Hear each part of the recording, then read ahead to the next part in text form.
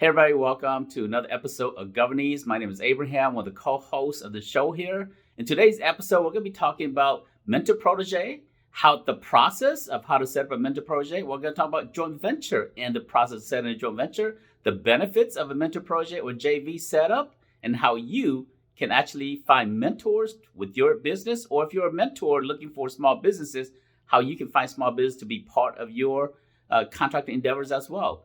I'll see you on the inside.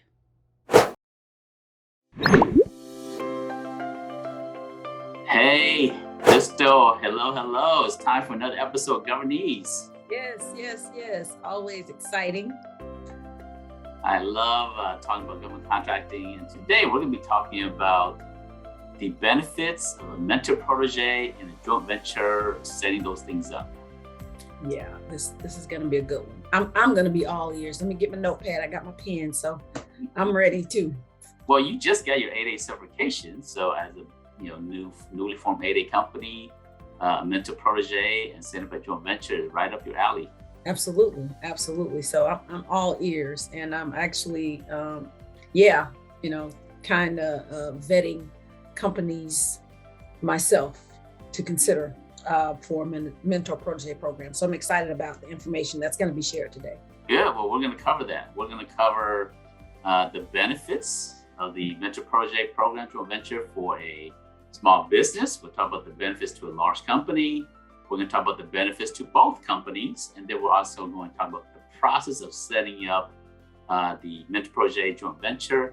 And then finally, we're going to give you some great nuggets on how to find a mentor and that whole process there. So, okay. Ready to dive in? Yes. Let's go. All right. Well, let's dive in. So another session of Governese. Thanks for joining us. If you're here for the first time, subscribe so that you can get all of our next episodes. If you're a return viewer, awesome. And if you haven't subscribed, please subscribe. Plus, at the very end, we want you to, we're going to put some great links to give you some great benefits and some goodies for being part of our guest today. So let me share my screen and let's dive in. Let's go. Well, again, welcome back. We're going to be talking in today's episode of Governese, where we teach you the language of government contracting. My name is Abraham, one of the co-hosts, and we have here. Hello, everybody. It's me, Crystal. Thank you for joining us again, or for the first time, if this is your first time. Yep. And so let's dive in, and we're going to be talking about the benefits of a mentor protege and joint venture relationship. So let's dive in. So I want to cover quickly the benefits, but before I go to the benefit, I want to talk about the purpose of why companies will come together. And this is the mentor protege program. The joint venture is designed to facilitate mutual beneficial business relationships between business partners in the private sector, but more importantly, in the government sector, and pursue government contract opportunities together. So it's really designed to bring two companies, or maybe even three companies, but usually generally two companies together. The mentor protege is only two companies, but as it turns out for the joint venture, it could be more than that. But specifically for the SBA program, there's usually one company that's a large, one company that's a small, setting up the mentor protege and the joint venture together. So what are the benefits? The benefits to both parties are these here. One of the key benefit is that the potential to win more government opportunities, right? That's very important. The reason why you come together is not just to have a party, but to go after opportunities, and you're going to have more chances of winning contracts that way. Party comes after the win. Yes, it's about winning opportunities together. So Crystal, why do you think a contracting officer is more likely to award a contract to a joint venture made up of a large and a small company versus just to a small company? Because the larger company has more capabilities and resources, typically, than the small company. So the contracting officers are probably under the mindset that the work the work will get done, with the large company being a part of the joint venture. Yeah, absolutely. They get the benefit of the value of a large company being part of the process, and it's less risky to Mhm. the agency itself. And then the both companies can go after larger projects. So for a large company perspective, they're going to win more because it opens up set asides for them. And in Right, large and in small business, they can go after larger projects. right. The potential win more contract. Another key benefit is collectively represent representation of past performance, right? So Mhm. in a joint venture, this joint venture has the benefits of the large company and the benefits of the small company as this one new company together. And today's class, we're not talking about the formation, how all of the different delicate specifics about the formation and all of that stuff. We want to talk about the benefits in the process, and maybe another class we can talk about all the other things as well. But today, Mhm. we're going to talk about the benefits, and so you get past performance, especially if you're a small business. You normally have less past performance. Some of you who are brand new have very little or almost no past performance in the government market. Mhm. And this immediately gives you past performance collectively. Large company gets the past performance of the small gets the past performance of the large. And then also you get to, you have shared costs and resources. Whereas the large company may have a great proposal writer, but they don't always have someone knocking on the doors and boots on the ground. And the Mhm. small business becomes that capture manager knocking on the door, building a relationship, and the large company provides a proposal writer. So share resources allows you to be more cost savings and be more effective that way. And then you get to leverage the other partners' experience and market share. So that's going to be very important also. And then in a small business, large company, in this structure here, in a Mentor Protege joint venture, there is no affiliation. There are some caveats to that there, but when the large company and small business work together often, but there's potential for affiliation, especially if there's the appearance that the large company is controlling the small company, and it can be open for protest. Mhm. So affiliation generally goes away in this formal process here. Now, benefits to a large company. So if you're a large company or you work for a large company, you're watching this episode here of the Governese Show, this is for you. Gives you access to small business set-aside opportunities previously unavailable to large company. Mhm. So as a large company, if a project is set aside to a small business, you can't touch it. But if you have a partner, a JV with a small business, you can pursue all of these opportunities there. So it opens up all of the doors for you. And very important, large company can now access sole source contracts. Now, you want to give us a quick definition of sole source contract, Crystal?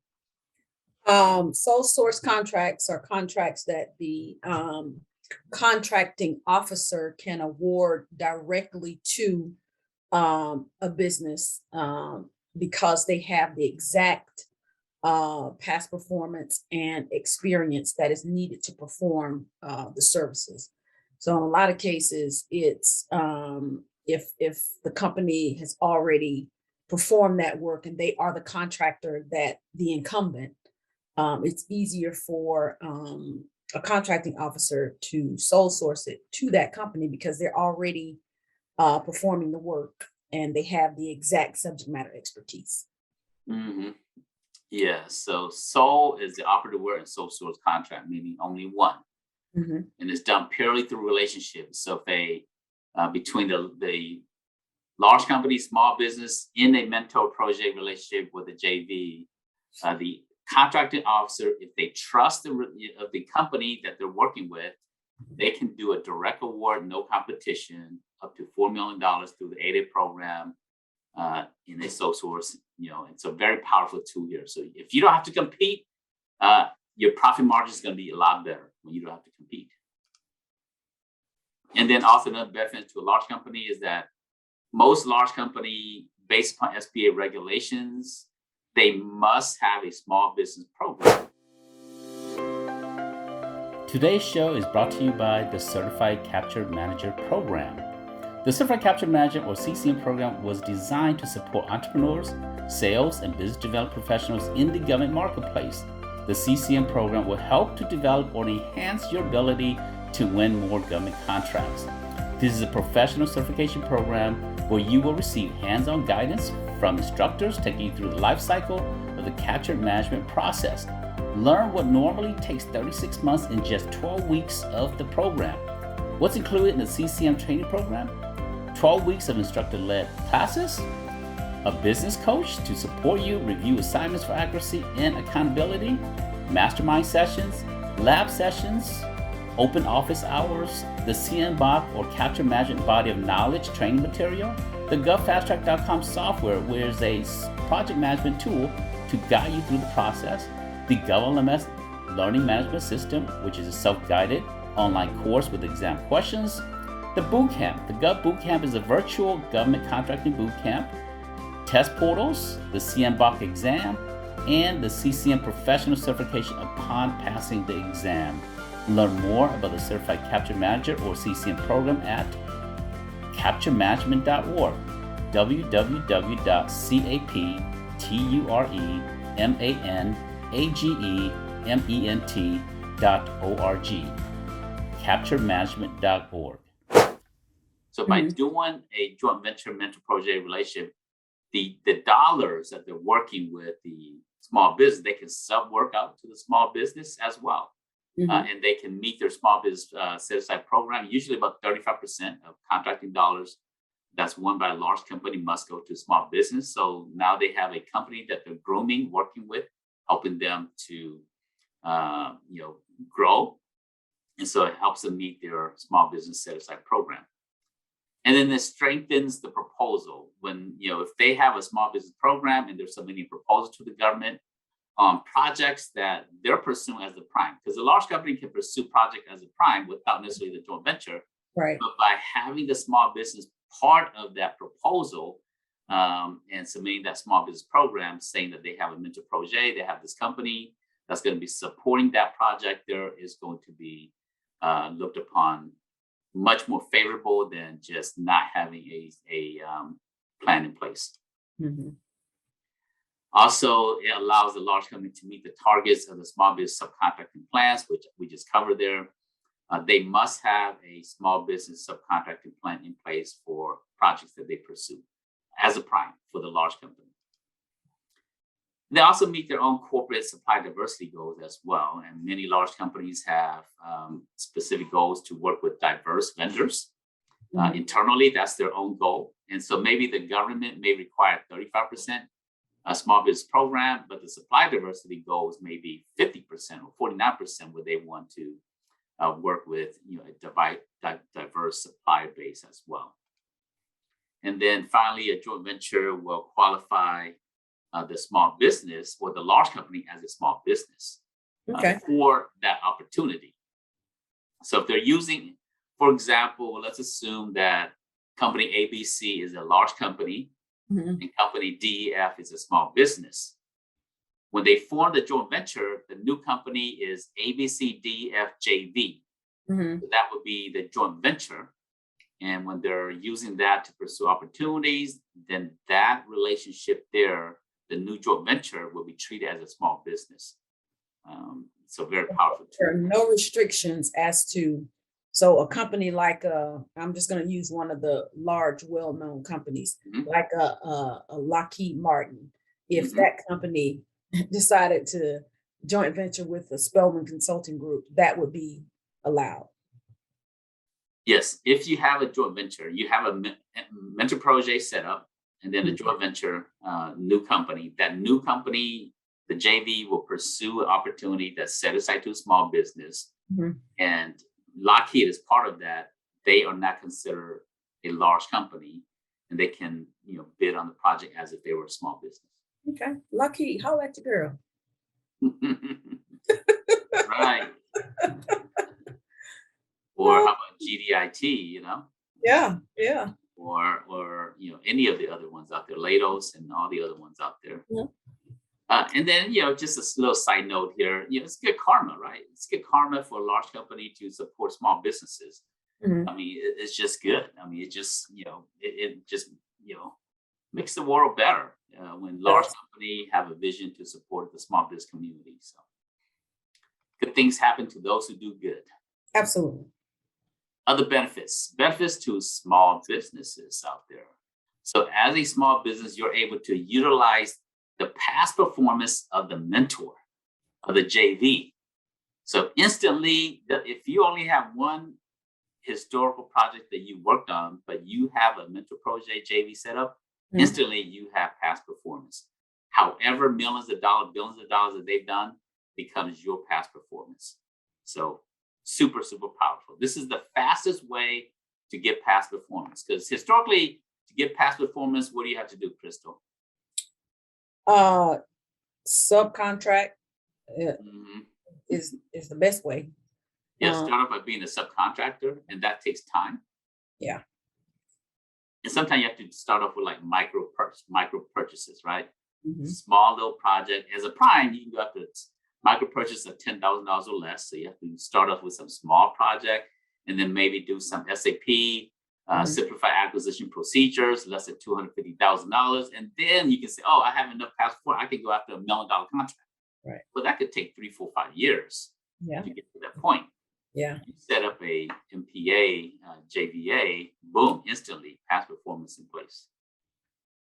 Very powerful.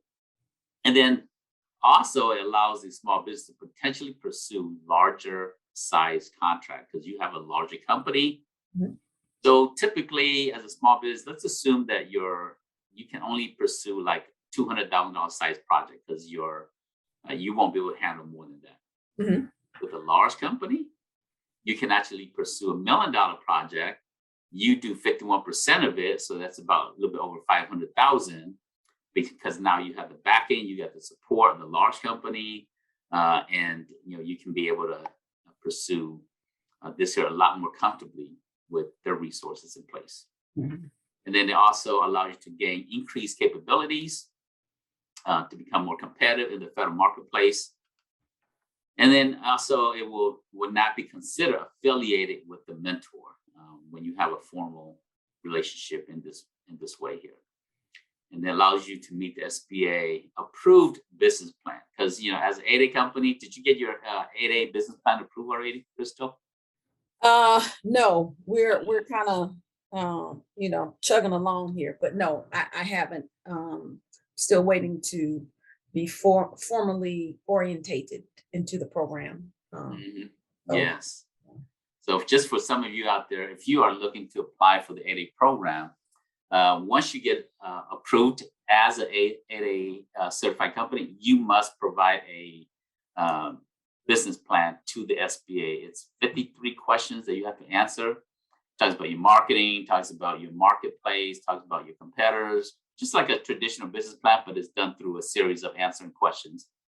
If you need help with that, talk to myself or Crystal. We kind of give you some guidance on your 8A business plan. But and so you must provide that. And then the first 4 years of your business plan, you can go with after an unlimited number of sole source contracts. But your last 5 years, the second half of your of the 8A program, you have to start to limit the number of sole source that you can go after. In fact, there was a project that SBA sent out recently, and they're saying that the incumbent can't pursue it as a sole source because they met their business plan and they can't go after any more sole source contract on the latter part of their 8A program. So. And then access to the mentor's resources, financial assistance, HR, administrative support, potentially bonding and insurance and other things. So that's another key benefit to the small business. All right, so let's talk about the process of setting up a Mentor Protege JV. And it's multiple steps, so let's kind of go through it one by one. So the first step is get guidance from legal, accounting, and contracting professionals, right? This is if you don't do this right, it is filled with lots of pitfalls. So to get professional help, that's the first step. Once you have good guidance, then you want to go ahead and the prospective large and small business, they meet together to talk about the benefits of the program. And what are you expecting of the program? What are the benefits to you? What am I expecting out of this program here? And is this a mutually rewarding relationship? Once you do that, then you agree to enter into a business relationship. And that's usually done through a letter of intent initially, and then is done through a formal process. And then by starting the formal process, that is the Mentor Protege program with the SBA. The SBA used to have an 8A Mentor Protege program, the All Small Business Mentor Protege program. Now we just have the MPP, or the Mentor Protege program. And then they also have a joint venture, which you have to get approved by the SBA. And so this process normally takes about 105 days. Now, this is directly from the SBA's, their formal release in terms of their estimated number of days. But in reality, it's taking a lot longer than that. So, don't get frustrated, or it's okay to be frustrated, but understand that that's just part of the process. And right. So estimate about 6 to 7 months, 90 days to set up the MP and JV, and then the SBA takes about another 105 days. So it could be a total of 9 months if things doesn't go well. And then if one company is not registered, they have to go through a vendor registration process. And then you have to decide whether you are applying for MPA using your primary or secondary NAICS code. The small business, at this point here in the Mentor Protege, you can, the small business can only have 2 mentors. Mm-hmm. So you have to choose wisely. You don't want to just use anybody to be your mentor, because you only have 2. Now, fortunately, if one doesn't work out, you can replace that mentor with a new mentor and still be under the 2, but you can only have 2 active at any one time. Mm-hmm. And one is your primary and one is your secondary. So depending on who that large is that you're working with, or it could be like a mid-sized company, doesn't necessarily have to be a super large company. Mm-hmm. And the ideal mentor is somewhere between 10 million to 100 million. You don't want a $5 billion company to be your mentor, because they're not going to, you're too small. You're not going to matter to them enough. So a good ideal candidate is, as a mentor, is someone who is 10 million to 100 million in revenue per year. All right, continue with the process. Step 7 is both businesses must complete the SBA Online tutorial. And so you have to do that. And then this is the link to that tutorial. And then you keep that certificate because it's going to be required later. And then once you do the tutorial, then you pursue the Mentor Protege program. This program is good for 6 total years. Mm-hmm. So once you set up the Mentor Protege program, it's a 3-year initial. And then if things continue to go well, then you get another 3-year extension. Mm-hmm. And then you finalize the developmental assistance and update your 8A business plan to include Mentor Protege into your 8A business plan now. And the developmental assistant means that as a small business, you're going to ask the prime, I want support with HR training. I want to understand what software you guys are using and how you guys are doing this here. Or I want support with the CRM tools that you guys are using to, and so you ask for support, because the SBA is on your side as a small business, right? Their main role is to make sure that the large company is not taking advantage of the small business. Mm-hmm. So the SBA is going to say, okay, are you being supportive of the small company, large company there? And so you want to negotiate some things that you need support with, because that's the whole purpose of the 8A. The 8A program is called the 8A Business Development Program. Mm-hmm. That's the official title of the 8A program. Mm-hmm. And so it's developmental assistance that you need from this large company. If this mentor is not willing to provide any developmental assistance, then the government's going to say, well, what's the purpose of this here? They don't want the large company to do it only purely for the benefit of winning more small business set aside. That's not the goal of the program. Mm-hmm. The goal of the Mentor Protege program is to help assist the small business so they can develop and become more capable, have more capacity to support government agencies. And then step 10 is then once you do agree on those terms, then you submit your Mentor Protege agreement, your MPA, to the SBA through this formal process, through this website, certified.sba.gov. And then step 11, the SBA will approve, it will review the MPA and then approve the company into the Mentor Protege program, or MPP. So you're going to hear these acronyms, MPA, MPP, and so forth. But sometimes we just call it Mentor Protege MP, and that's the same thing as MPP here. Step 12, once you set up your MPP, then you decide to do a joint venture business formation. And a joint venture business formation is now the two companies come together and form a brand new company for the purpose of going after contracts. Now, this new company is what we call unpopulated. There used to be populated and unpopulated. Populated means that you run it as a whole new company. It has its own employees. It has everything else operating, and maybe even an office and all that stuff. That's too complex. The SBA does not want that anymore. So the new regulations came out and says that all joint venture in the SBA program only is unpopulated. So meaning that, and here's what I mean by unpopulated, it means that there's no employees in this new LLC. Everything is, so the new JV register as a new company in SAM.gov. They win the contract, money flows into that checking account of the JV, but then based upon the work, the money flows directly out to the two partners, to the two joint venture partners. And then you pay your own employees, you pay your own expenses out of your own company. But the joint venture is not really operational from a perspective of having employees and expenses and other things. I mean, it does have to do taxes because it's a real LLC. Right. So it does have to pay tax and other stuff and report it, but it's just straight pass through. And so that they call that unpopulated.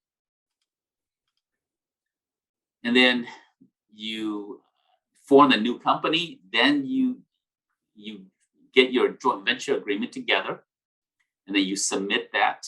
Once you get that together, and then you submit that to the SBA for approval. Now, in the past, every project that you pursue, you must get it approved by the SBA.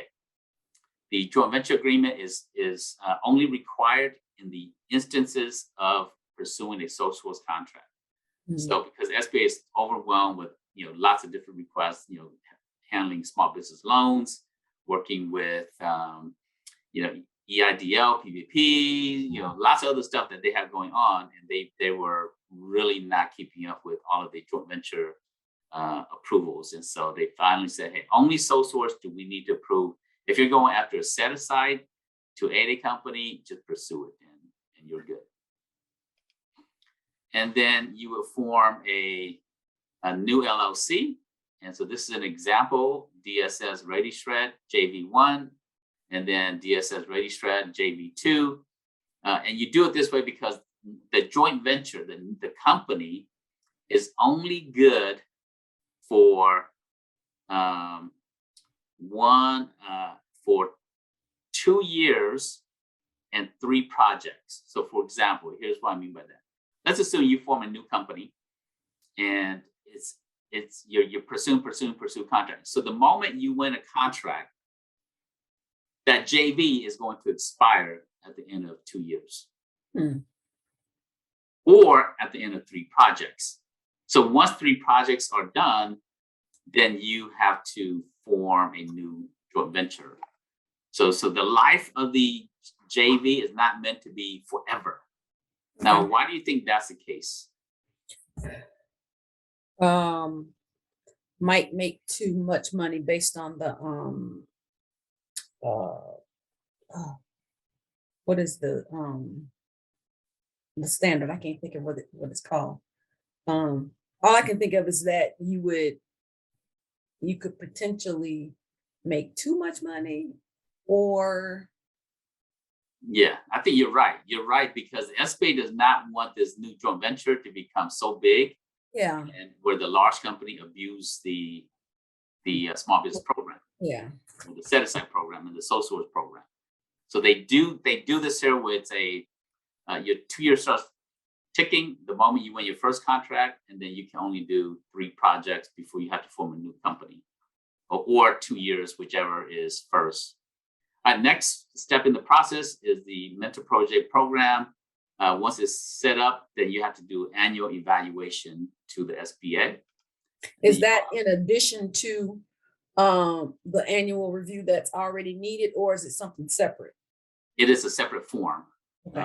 because it has its own timeline. Okay.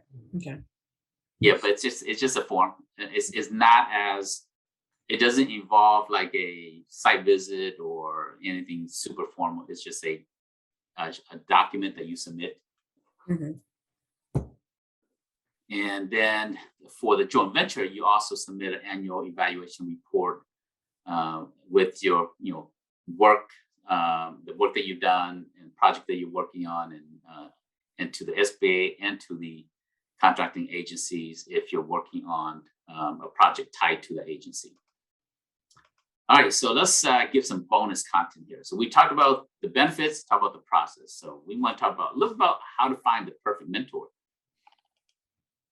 So we have here a link where you can go and download how to do a Dream 100. You can go to govacademy.com/teaming.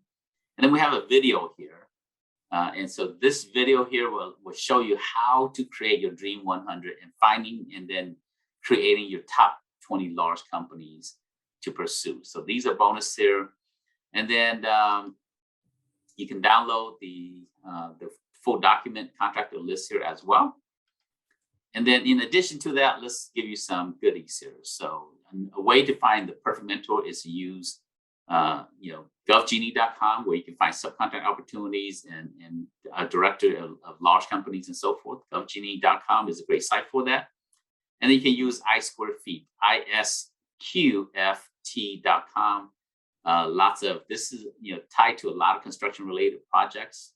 So if you have a company that's in the construction facilities industry, iSquareFeet is a great platform to go and bid on projects with larger companies. In addition, top sites to find large primes and contractors, the SBA Subnet is another great resources. And then the Dynamic Small Business Search, dsps.sba.gov, is another great place to find small businesses that may have certifications. If you're a large company, you use Dynamic Small Business Search to find small businesses with certification. If you're a small company and you want to find other small business or other large companies that are looking for subcontractors, the Subnet. And then as a business, if you're just looking for other companies, whether it's large or small, that have GSA schedules and you want to team with because they're actively winning contracts, and you want to start off by teaming with them and then eventually set up a Mentor Protege joint venture relationship, GSA eLibrary is another resource. So with that said, let's do a quick overview of these sites here, and then we're going to wrap it up here. So I'm going to start with the Subnet.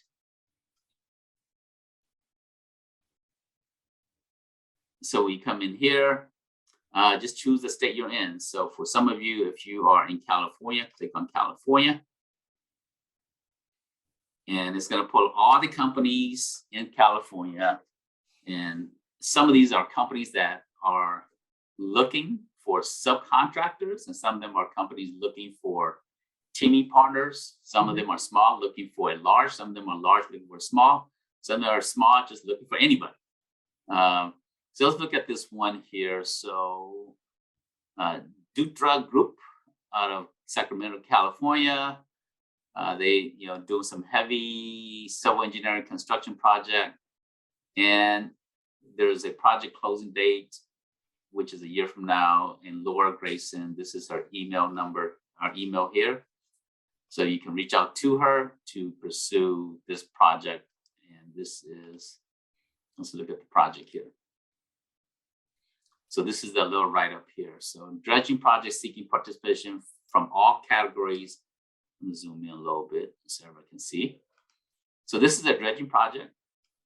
Largest need in erosion control, trucking, landscaping, steel, welding supplies, marine support. So, lots of needs here, right? So if you are a women-owned. If you are DBE, if you have any secret security clearances, HubZone, 8A, women-owned, service table vet, they're looking for everybody. Everybody. So Laura is your point of contact here. And so that's one example. Let's look for another one here. Maybe there's one in general trucking here. So Gilotti or Gilotti, I guess. Yeah, Gilotti. So Gilotti, they're looking, let's see here. They're seeking an MWBE business to quote various roadway repairs in the county of Sonoma, California. See flyer for more details. So Annette, she's awesome. I mean, she gives you her phone number. She gives you her email. Reach out to Annette because they're looking for a project. Even though performance start date is already passed, that means they have other projects that they're going after, right? Mm-hmm. So don't get stuck on what this one solicitation closing date is here. So don't get stuck on the dates here. I mean, the key is the point of contact and that they're looking for small businesses to work with. So you start off by working with them on a project like this and then get to know them over a period of time, then build a relationship and then get into Mentor Protege, then a joint venture together. Right. Mm-hmm. So this is one site. Let's go to another site.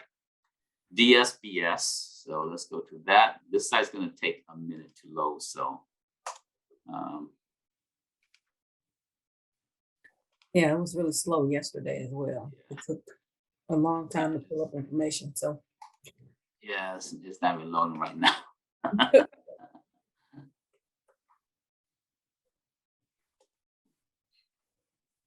All right, it's loading now, finally.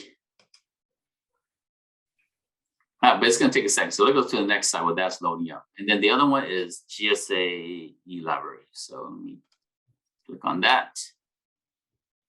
So when you're here, eLibrary is the list directory of all businesses that have GSA schedule or GSA mass. So we come on here, let's assume that you are in professional services, click on professional services.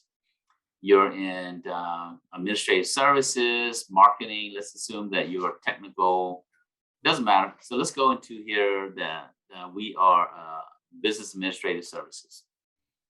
And so these are the, NAICS code for these company in this fields here. These are the 2-1 that's under this GSA schedule here. But really what I want is right here. Let me show you right here. This is the secret. Download contractor lists, right? Into Excel. So I want to click on that link and I'm going to click on download and it's going to take like, maybe half a minute to download or something like that. This site is still not loading. So, okay, so my Excel sheet is loaded now. And I'm going to pull it up here. And so now that I've got the list of all the companies that have GSA schedule. I mean, this is awesome. This is gold. This is money. Take it to the bank, right, Crystal? Oh yeah. Oh yeah. I mean, this is powerful. And so you have the NAICS code that they're in, and then you also have the company name, their GSA contract, their address, DUNS number, phone number, email, no email, just website and DUNS number. But you can get to their email through other ways. But let's take this first. Oh, this company, May 14th. That's my birthday, Crystal. Oh, okay. May 14th is a good day. Let's start with May 14th. How about that? So the first thing you want to do is you want to add 4 columns to this here. And I'll tell you what columns you need to add to this. Because having this list doesn't help you. It helps you if you know a few things about this company. It helps you if you understand that they are a awards in 2021, which is last year. And then awards 2008 to 2022. And then total transactions from 08 to 22. And why would you do 2021 separately and then include it? I guess you'll explain that, huh? Yes. Well, so this is, the website we're going to use is USA Spending to look at total awards from 2008, because the database only goes back to 2008. So I want to see everything they've done in the last 12, 13, 14 years or so. And then for this year, I want to see in a specific year, how much contract did they win in 1 year? Because that gives me a little bit of perspective about where they are as a company. And the total transaction tells me how much contract they won over time. And so this is going to become a very powerful tool for me here. And then here, I want to put in here their GSA price list. I'm going to show you how to do all this here very quickly. Key thing is I'm going to take this DUNS number first to find the awards here. So what I'm going to go do next is I'm going to go to usaspending.gov, usaspending.gov. I come to award search, click on advanced search. I come in here where it says recipient. I'm going to paste their DUNS number here. I'm going to check this little here. And you want to make sure that it captures it down here. It shows the recipient here. And then I'm going to check submit here. So for this company, I can see that they won, 144 contracts. So now I can come back to my Excel sheet. And so I'm going to put in here 144 in terms of transactions. Then I'm going to come back to USA Spending. I want to go to the time. And I want to look at 2021. So they only won 25,000 in 2021. So I'm going to come back here to my sheet because this is good information, right? If I know what they're doing, what was it, 125,000? I thought it was 25,000. 25,000. Yes. And just estimate is fine. So I'm going to put that there. And then award from 2008 to 2022. So come back to my list here. And to get this here, I have to do one extra step because I don't want to add all this to one by one because that takes too much time, right? Because the best year was 1.2 million in 2015. So to do that takes too much time. So I have to come here and I could go back to the table and I click on the company name. And then I click at the very top here, I'm gonna click all fiscal year.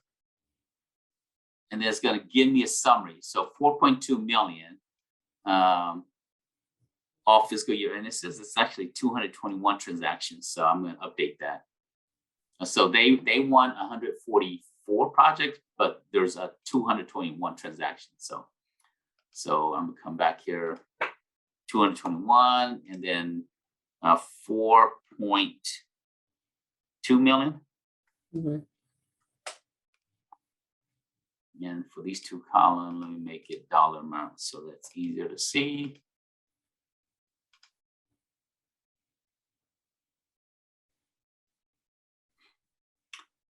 And then GSA price list. And to get this here, I will go here. I go to their GSA schedule number here. This is the GSA schedule here. This is very easy to find. Just take the GSA, copy this here. And there's a few ways to find it, but the easiest way, just Google that GSA schedule. So I just paste it here. It will take me to the GSA Advantage site. And I'm gonna click on here. And it's gonna take me directly to the price list. Boom, building and carports. And then I get to the price list here. So for storage, carports, they charge $1,650. So if you are a competitor to them, now you can see exactly your competitor's pricing. So this is kind of like how to spy your competitor the legal way. This is corporate espionage the legal way. How about that? And so now that I have this, I take the link here, copy that, and come back to my Excel sheet. And then I'm going to go back over here and put it in my price list here. So I'm going to paste it here. So now I'm creating a library of all the companies that I potentially want to team with, subcontractor with, or become mentors. If I'm a large company, I'm looking for small business to be mentors to. It tells you whether they are a, veteran-owned business. It tells you whether they are 8A company here. So like this company is an 8A company here. So row 41, this company is an 8A company. So if I'm looking for 8A teaming partner, this could be one. If you're looking for and some of this are large companies too. So you can find some large companies in here as well. But that's it. That's our training for today. Crystal, any comments or thoughts before we wrap up? I know we gone through it pretty quick, but lots of good nuggets has been shared here. So no, this was great. No, the speed at which you covered it was great as well. It was, this was good information. A couple things in here that I had to take some notes on myself. So I think this is going to be very useful to anybody that's considering the joint venture or the Mentor Protege program. So very good information. Absolutely. Oh, and then our website DSPS finally loaded. So let's do a quick training here. So if you're looking for, let's assume you're a large company, you're looking for a 8A company to do a joint venture with. You'll come in here, or you're a small business and you're not 8A certified, you're looking for 8A teaming partner. So you come in here and then you kind of choose a state, or you can narrow down to the state. And so for example, I might just say Florida. I want to find 8A companies in Florida. Now, if you leave it open, any state, it's every 8A company. But I want to narrow down to just Florida. So because I don't want every when you leave it open, it doesn't return all of the companies, because there's a max. I think it's like maybe 4,000 or 45,000. 5,000, 5,000 max. So there's about 6,200 8A companies. Right. So if you leave it open, it won't show everybody. It won't give you even the list. Yep. So check 8A, and then you come down here, and then you want to put in the NAICS code, because you don't want every single 8A out there. So you might put in your NAICS code, 541, 511. I'm gonna put in the IT NAICS code here. So these are all IT NAICS code. I want to look for 8A company with IT services. And then leave everything else blank. When I come down here, this is important here, where it says search results display option. I want to make sure I click on edit the columns to be displayed, and this pop-up is going to show up here. So make sure you don't have a pop-up blocker. And this pop-up here is going to allow me to add phone number, email address, all the other different things I need for this company. If I don't do that, I'm not going to get the critical data that's going to be important for me here. And the SBA needs to work on making these data flow faster. Contract. Yes, we need to do an unsolicited proposal to help them improve their data flow here. All right, so once this pop-up shows up, then I want to make sure that I add the DUNS number, the email address. I just click on it, and then it's going to show up here, right? DUNS number, email. And then I'm going to put in here, I want their, the name is already there. I want their phone number. I want their website. I want the year they were set up. And then I want the year that they got into the 8A program, the year they exit out of the 8A program. And that's good enough. So when I come up here, it captures the information I want. You make sure, very important, make sure you hit the save button. And so now it's going to allow you to search for all these data, include it in your research when it exports into Excel for you. And then once it's done, when I come here, I don't want the table format on a website. I want the HTML in the Excel spreadsheet here. So that's what I want. Make sure you check the HTML Excel here, because I want it to download as an Excel sheet so I can manipulate it and do other things to the file, and then hit search. Then when you hit search, it's just going to automatically give you an Excel sheet. So that's how you do it. There's other things that we can train on, but because of time, we will end today's session here. So this has been a training on the benefits of a mentor Protege joint venture relationship, and the process, and how to find them, and how to find 8A companies, small businesses, large primes, and so forth. Any closing thoughts before we wrap up, Crystal? No, this is great information. Yes, very good information, very informative. Yes. So, and since we're wrapping up here, let me pull up the Excel sheet here since they open up here. So now you get the list of all the 8A companies in Florida that's in the IT industry.